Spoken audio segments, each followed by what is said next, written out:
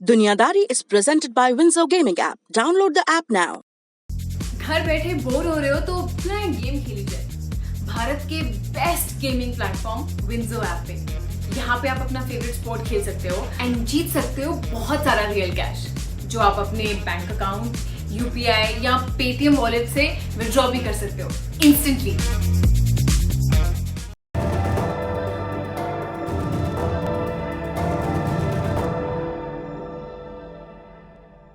Corona virus महज दो शब्द और अनगिनत अनसुलझे सवाल। एक सवाल जिसके जवाब की तलाश पूरी दुनिया को है, वो ये कि कोरोना वायरस आखिर आया कहां से। क्या ये वायरस चीन की लैब में बना था? क्या ये चमगादड़ के जरिए इंसानी शरीर तक पहुंचा? क्या वुहान के मीट मार्केट में इसकी उत्पत्ति हुई? पिछले 1 बरस से भी ज्यादा वक्त से बार बार हमारा सामना इन सवालों से हुआ होगा। इन्हीं की तलाश में विश्व स्वास्थ्य संगठन WHO की एक टीम जनवरी 2021 में वुहान पहुंची थी, चीन के उस शहर में जहां कोरोना का पहला केस दर्ज किया गया था। अब WHO ने अपनी रिपोर्ट रिलीज कर दी है। इस रिपोर्ट में क्या बताया गया है? क्या हमें कोरोना महामारी के सोर्स का पता चल गया? रिपोर्ट जारी होने के बाद 14 बड़े देशों ने क्या आपत्तियां जताई हैं और एक बार फिर से चीन और WHO की मिलीभगत का भूत बाहर क्यों आ गया है? आज हम इन्हीं मुद्दों पर विस्तार से बात करेंगे। नमस्ते, मेरा नाम है सौरभ और आप देख रहे हैं इंटरनेशनल खबरों का डेली बुलेटिन दुनियादारी। अपनाइए 12 खास आयुर्वेदिक जड़ी बूटियों से बनी रूप मंत्र आयुर्वेदिक फेस क्रीम। ये कोई कॉस्मेटिक नहीं, आयुर्वेदिक औषधि है। साल 2020 अक्टूबर महीने के आखिरी हफ्ते की बात है। WHO के कुछ रिसर्चर एक वर्चुअल मीटिंग में हिस्सा ले रहे थे। इस मीटिंग में कुछ चाइनीज एक्सपर्ट्स भी शामिल हुए। मीटिंग का विषय था कोरोना वायरस आया कहां से और ये इंसानी आबादी में कैसे फैला। क्या हुआ कि WHO अपने एक्सपर्ट्स की टीम को चीन भेजे। जो भी सवाल और आशंकाएं हैं उन्हें ग्राउंड जीरो पर जाकर जांचा जाए। मसलन वुहान का मीट मार्केट और वुहान इंस्टीट्यूट ऑफ वायरोलॉजी। चीनी विशेषज्ञों ने मदद का पूरा भरोसा दिया। फाइनल हुआ कि नवंबर 2020 में WHO की टीम कोरोना वायरस के ओरिजिन का पता लगाने चीन जाएगी। नवंबर बीता, दिसंबर भी बीतने को था, लेकिन चीनी सरकार की तरफ से कोई जवाब नहीं आ रहा था। WHO ने एक बार फिर फोन घुमाया, चीन को उसके वादे की याद दिलाई। तब जाकर कहा गया नए साल के पहले हफ्ते में आ जाइए। WHO ने एक्सपर्ट्स की लिस्ट भी भेज दी, लेकिन एक बार फिर बात दब गई। चीन फाइल दबाकर बैठ गया। उसने टीम के लोगों का वीजा अप्रूव ही नहीं किया। इस पर WHO के director general Tedros Adhanom Ghebreyesus बेहद नाराज हुए। उन्होंने चीन के इस व्यवहार पर आपत्ति जताई। उन्होंने मीडिया में चीन के रवैये की आलोचना भी कर दी। घेब्रेयेसस ने कहा कि मैं चीन के इस फैसले से काफी निराश हूं। घेब्रेयेसस का यह बयान पुरानी लीक से काफी हटकर था। उन्होंने बार बार कोरोना से निपटने में चीन की कोशिशों का गुणगान किया था। घेब्रेयेसस ने हमेशा यही कहा कि कोरोना महामारी में चीन की कोई गलती नहीं है। उन्होंने वुहान की लैब से वायरस लीक होने के दावों को सरेआम नकारा। इस बाबत उनके ऊपर इल्जाम भी लगे।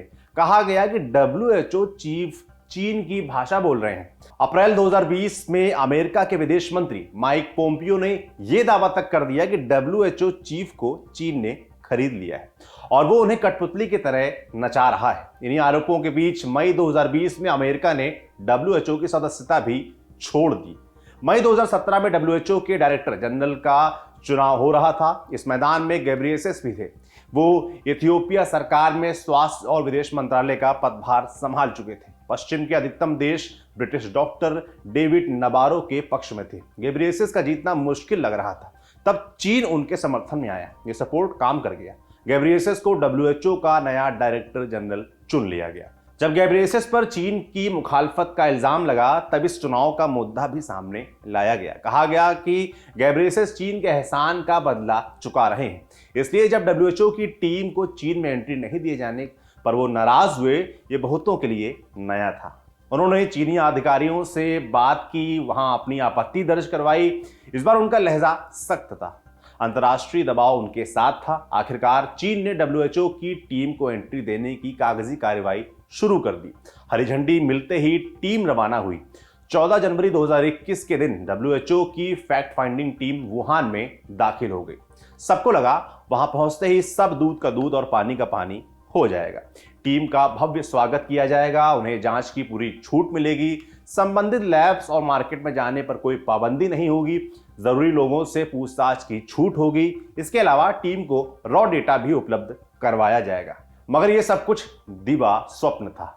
पहला झटका तब लगा जब टीम को 2 हफ्ते के लिए क्वारंटीन में रख दिया गया। इस दौरान चीनी वैज्ञानिकों की टीम के साथ सिर्फ वर्चुअल मीटिंग्स हुई। चीन ने कहा कि पब्लिक हेल्थ को ध्यान में रखकर यह कदम उठाया गया है। हालांकि चीन ने पूरी जांच के बाद ही टीम को एंट्री दी थी। जांच के दौरान अनफिट पाए गए 2 सदस्यों को वापस लौटना पड़ा था। बाकी सदस्यों का क्वारंटीन पीरियड 28 फरवरी को पूरा हो गया। इसके बाद उन्हें बाहर निकलने दिया गया। तब जाकर जांच आगे बढ़ी। WHO की टीम को चीनी अधिकारियों की निगरानी में संबंधित जगहों पर ले जाया गया। वुहान के मुख्य अस्पतालों में उनका दौरा हुआ। इसके अलावा वे एनिमल फैसिलिटी सेंटर और हुनान सी फूड मार्केट भी गए। 3 फरवरी को team Wuhan institute of virology WIV पहुंची। यहाँ की लैब शुरुआत से सवालों के घेरे में रही है। इसी लैब में वायरस बनाने के दौरान किसी स्टाफ को संक्रमण हुआ और फिर वो बाहर फैल गया। ये दावा भी खूब चर्चा में रहा है। WHO टीम ने इस लैब की भी पड़ताल की। उनका दौरा 10 फरवरी को खत्म हो गया। इस दौरान वे हर वक्त चीनी अधिकारियों की निगरानी में रहे। उन्हें वही जगहें दिखाई गईं जिसे चीनी सरकार दिखाना चाहती थी। टीम को किसी भी बाहरी व्यक्ति से बात करने की इजाजत नहीं दी गई। उन्हें पूरे आंकड़े भी नहीं दिखाए गए। जब जांच चल ही रही थी तभी टीम के मुखिया पीटर बेन एम्ब्रेक ने कह दिया कि वुहान के लैब से वायरस के लीक होने वाली बात नामुमकिन है। तभी लगने लगा था कि फाइनल रिपोर्ट में क्या होगा। जानकारों के माने तो इस रिपोर्ट में चीन की दखलंदाजी साफ साफ झलकने वाली थी। अब जबकि फैक्ट फाइंडिंग टीम ने अपनी फाइनल रिपोर्ट रिलीज कर दी है, एक बार फिर से चीनी सरकार सवालों के घेरे में आ गई है। कोरोना के सोर्स पर असमंजस बरकरार रह गया है। इस रिपोर्ट में ऐसा क्या है कि 14 देशों ने अपनी आपत्ति दर्ज कराई और WHO चीफ ने आगे और जांच की मांग कर दी। यह फैक्ट फाइंडिंग रिपोर्ट 120 पन्नों की है। आप WHO की वेबसाइट पर जाकर इसे पढ़ सकते हैं। इस रिपोर्ट के मुताबिक 34 मेंबर्स वाली टीम ने इंसानों में कोरोना वायरस फैलने के 4 संभावित रास्तों पर जांच शुरू की। क्या क्या? पहला, जानवरों से सीधे इंसान में पहुंचा। दूसरा, किसी जानवर से ये इमीडिएट होस्ट में आया, फिर इमीडिएट होस्ट से होकर ये वायरस इंसानों तक पहुंच गया। तीसरा, कोल्ड फूड चेन के जरिए संक्रमण फैला। और चौथा, लैब में हुई दुर्घटना से वायरस लीक हुआ। पहले के 3 विकल्पों को खुला रखा गया। रिपोर्ट में कहा गया कि इन तीनों रास्तों से कोरोना वायरस के फैलने की काफी संभावना है। हालांकि इसमें इन दावों की पुष्टि नहीं की गई। मतलब यह कि अभी तय होकर कुछ नहीं कहा जा सकता। अब बचा चौथा ऑप्शन, वुहान के लैब से वायरस के लीक होने की संभावना। वुहान इंस्टीट्यूट ऑफ वायरोलॉजी में चमगादड़ों में पाए जाने वाले कोरोना वायरस पर रिसर्च चल रही थी। 2 दिसंबर 2019 को CDC लैब के हुनान सी फूड मार्केट के पास शिफ्ट किया गया था और 8 दिसंबर से इस वायरस के लक्षण इंसानों में दिखने लगे थे। चीन ने इस बात को स्वीकार करने में काफी देर कर दी। इसका खामियाजा बाद में पूरी दुनिया को भुगतना पड़ा। WHO की टीम ने इस दावे की भी जांच की। रिपोर्ट के मुताबिक वुहान की लैब हाई सिक्योरिटी से लैस है। शिफ्टिंग के दौरान इसमें कोई दुर्घटना भी नहीं हुई और ना ही लैब का कोई स्टाफ इस वायरस से संक्रमित पाया गया। टीम ने लैब से वायरस के लीक होने के दावे को पूरी तरह खारिज कर दिया और कहा कि ऐसा होने की संभावना ना के बराबर है। रिपोर्ट जारी होने के तुरंत बाद 14 देशों ने इस पर आपत्ति जताई है। इसमें America, Israel, Britain, Japan, Australia और कनाडा जैसे देश शामिल हैं। साझा बयान में इन देशों ने WHO की कोशिश की सराहना की, लेकिन रिपोर्ट को अधकचरा बता दिया। उन्होंने कहा कि एक तो इस रिपोर्ट के आने में काफी देरी हुई, दूसरी बात इसमें असली डेटा को शामिल नहीं किया गया। इसके लिए चीन को जिम्मेदार बताया गया है। इन देशों ने कहा कि चीन ने जानबूझकर एक्सपर्ट्स की टीम को ओरिजिनल डेटा का एक्सेस नहीं दिया। कोरोना को लेकर जैसा चीन का रवैया रहा है, ये आरोप काफी हद तक प्रभावी लगते हैं। जिस तरह से लंबे समय तक संक्रमण की बात छिपाई गई, चीन ने सच्चाई बताने वाले डॉक्टरों पर लगाम भी कसी, जिस तरह चीन ने असली स्थिति को बाहर आने से रोके रखा, ऐसे में इस बात की संभावना बेहद कम लगती है कि चीन ने WHO की टीम को निष्पक्ष जांच करने का मौका दिया होगा। WHO के डायरेक्टर जनरल गैब्रियेसस ने भी रिपोर्ट पर अपनी प्रतिक्रिया दी है। उन्होंने कहा है कि मुझे नहीं लगता कि ये जांच पर्याप्त होगी। गैब्रियेसस ने यह भी कहा कि चीन को रॉ डेटा उपलब्ध करवाना चाहिए। उन्होंने लैब से वायरस लीक होने वाली थ्योरी पर आगे और जांच कराने की बात कही।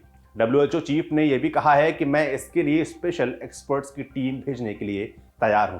इन आरोपों पर चीन बमक गया है। उसने कहा कि WHO टीम को जांच की पूरी स्वतंत्रता दी गई थी, उन्हें सारे असली डेटा भी उपलब्ध करवाए गए थे। चीन के विदेश मंत्रालय ने अपने बयान में कहा, इस मुद्दे का राजनीतिकरण किया जा रहा है, इससे वायरस के ओरिजिन की स्टडी और महामारी के खिलाफ लड़ाई पर बुरा असर पड़ेगा, इस वजह से और भी जाने जा सकती हैं। कौन कितना सच है ये तो आगे की जांच में ही पता चलेगा।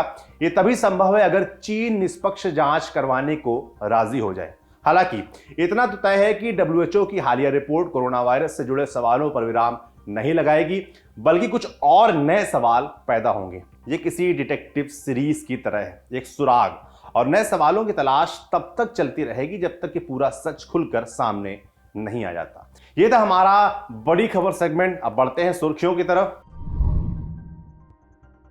पहली सुर्खी म्यांमार से है। अमेरिकी दूतावास ने अपनी सभी कम जरूरी कर्मचारियों को वापस जाने के लिए कहा है। 1 फरवरी को हुए तख्तापलट के बाद से आर्मी क्रूर होती जा रही है। अमेरिका शुरुआत से ही इस तख्तापलट के खिलाफ रहा है। उसने मिलिट्री के कई अधिकारियों पर प्रतिबंध भी लगाए हैं। 27 मार्च को सेना ने पूरे देश में 114 लोगों की बेरहमी से हत्या कर दी थी। म्यांमार में गृह युद्ध का खतरा भी मंडरा रहा है। अमेरिका को आशंका है कि उसके नागरिक भी इस चपेट में आ सकते हैं। इससे पहले 12 मार्च को ब्रिटेन ने म्यांमार में मौजूद अपने नागरिकों से बाहर निकलने को कहा था। दूसरी सुर्खी इंडोनेशिया से है। राजधानी जकार्ता में पुलिस मुख्यालय पर गोलीबारी की खबर आ रही है। इस घटना में एक व्यक्ति की मौत हुई है। इसे कथित तौर पर आतंकी हमला बताया जा रहा है। 28 मार्च को सुलावेसी द्वीप पर एक कैथेड्रल में भी आतंकी हमला हुआ था। तब 2 आत्मघाती हमलावरों ने खुद को बम से उड़ा लिया था। इस घटना में 20 लोग घायल हो गए थे। दोनों हमलावर इस्लामिक स्टेट से जुड़े हुए एक गुट के सदस्य थे। तभी आशंका जताई जा रही थी कि इंडोनेशिया में और भी हमले हो सकते हैं। आज की तीसरी सुर्खी रूस से है। यहां जानवरों में कोविड-19 रोकने के लिए बनाई गई पहली वैक्सीन को रजिस्टर करवाया गया है। इससे कोरोना वायरस के म्यूटेशन को रोकने में मदद मिलेगी। इस वैक्सीन का नाम रखा गया है कार्निवैक कोव। इस वैक्सीन को 100% मामलों में असरदार बताया जा रहा है। इससे पहले रूस की सेना ने कहा था कि आर्मी डॉग्स को मोर्चे पर तैनात करने से पहले उन्हें वैक्सीन लगाई जाएगी। मीडिया रिपोर्ट्स के मुताबिक वैक्सीन का असर 6 महीने तक रहता है। रूस के पास इंसानों के लिए कोरोना की 3 वैक्सीन उपलब्ध हैं। इसमें स्पुतनिक 5 सबसे खास है। बाकी की 2 वैक्सीन हैं एपीवैक कोरोना और कोवीवैक। आज की दुनियादारी में बस इतना ही। अपना और अपनों का ख्याल रखिए। शुभ रात्रि। कसर रह गई हमारी कोशिशों में, कसक रह गई कि देश जितना बेहतर, जितना महान हो सकता था, हो नहीं पाया। और एक कसम रह गई कि देश का जो कर्ज है उसे थोड़ा बहुत तो उतारना है। भावुकता का लबादा ओढ़कर बोलता तो यूं बोलता, लेकिन बात सीधी है तो सच्चे ढंग से आप तक कही जानी है। लल्लन टॉप लेकर आया है एक नया प्लेटफॉर्म, तेरा तुझको अर्पण। ये प्लेटफॉर्म उन सब भारतवासियों के लिए है जो भारत से दूर किसी दूसरे देश की जमीन पर हैं, कभी पढ़ाई के लिए, कभी नौकरी के लिए। ये उन सब भारतवंशियों के लिए भी है जिनकी पहचान का हिस्सा ये महान देश है, लेकिन कुछ कसर और कसक है। तो आइए कसम खाएं कि देश को बेहतर बनाएं। हमें आपसे चाहिए आपके हिस्से का ज्ञान, जो आप लल्लन टॉप के जरिए अपने देशवासियों के साथ साझा करें। ये मस्ती के पल भी हो सकते हैं जब आप कहीं घूमने जाएं और आपको लगे कि सिर्फ मेरे यार दोस्त और परिवार वाले ही क्यों, पूरा देश जाने इन नायाब चीज़ों के बारे में। ये पॉलिसी से जुड़ा, ज्ञान से जुड़ा कोई मसला हो सकता है। तो आइए और लल्लन टॉप की इस नई पेशकश तेरा तुझको अर्पण का हिस्सा बनिए।